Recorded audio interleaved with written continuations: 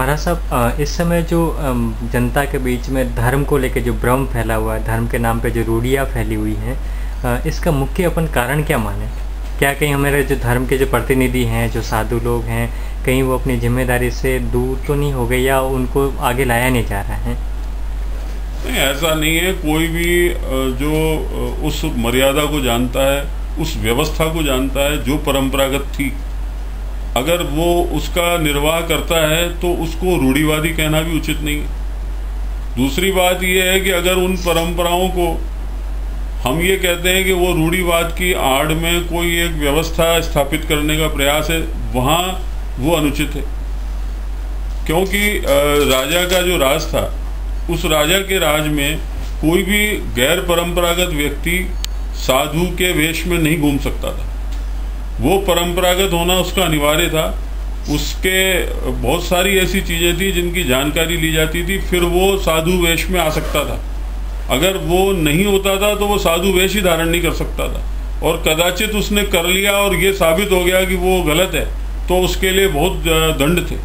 महाराज साहब, इस समय धार्मिक कर्म बहुत दिख रहे हैं, लेकिन जो भी कर्म करने वाले जो लोग हैं वो साधु वेश में तो हैं, लेकिन मूल तो वो साधु नहीं है। मुख्य जो असली साधु हैं वो तो अलग चीज़ों से, वो स्वाभिमान के कारण पीछे हट गए, और वो साधु वेश में जो दूसरे लोग काम कर रहे हैं, ये लोग उनको क्यों एक्सेप्ट कर रहे हैं? क्या उनको जानकारी नहीं है? उनको लोग एक्सेप्ट नहीं कर रहे। उनके बारे में समय समय पर टिप्पणियां आती हैं, लेकिन उनको उचित माध्यम नहीं मिल रहा लोगों के बीच में लाने का, जो खास तौर से मीडिया का काम है कि ऐसे लोगों को उजागर करना कि वो किस परंपरा से जुड़े हुए। आज एक राजनीतिक कहाँ जन्म हुआ उसका, किस उससे आया, वो पहले क्या करता था, अब क्या कर रहा है, उसके पास कोष कितना है, अब इसके पास में फंड, उसके पास में क्या है, उसकी अपनी संपत्तियां क्या हैं, ये उसको घोषित करना अनिवार्य है।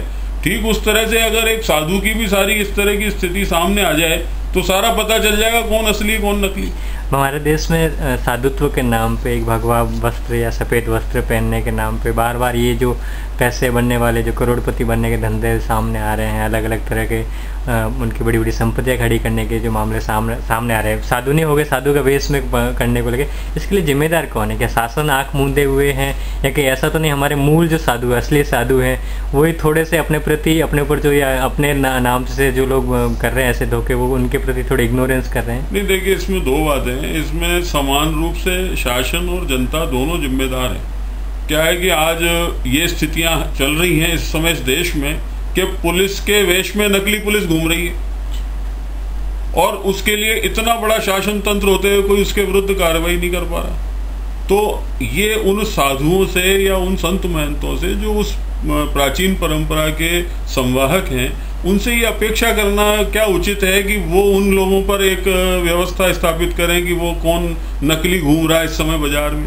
जो एक इतना बड़ा शासन नहीं कर पा रहा, वो उस एक सामान्य एक मठ के किसी संत से या महंत से ये कैसे अपेक्षा रखी जाती है? ये तो जनता स्वयं निर्णय करेगी कि कहाँ से आ गया। उसकी कोई जानकारी लेने का प्रयास कहीं से कराया जाए तो वो स्थापित हो जाएगा कौन क्या है। लेकिन महाराज साहब, जैसे हमारे देश में सदियों तक ये सत्ता है, उसने साधुओं का, धर्म का आदर किया है, पिछले 60 सालों में ऐसा क्या एकदम क्या परिवर्तन आ गया कि साधु के प्रति और धर्म के प्रति सत्ता ने बिल्कुल ही नकारात्मक या बिल्कुल उदासीन रूप अपना लिया कि कुछ भी धर्म के प्रति वो एक शालीनता से नहीं सोचती?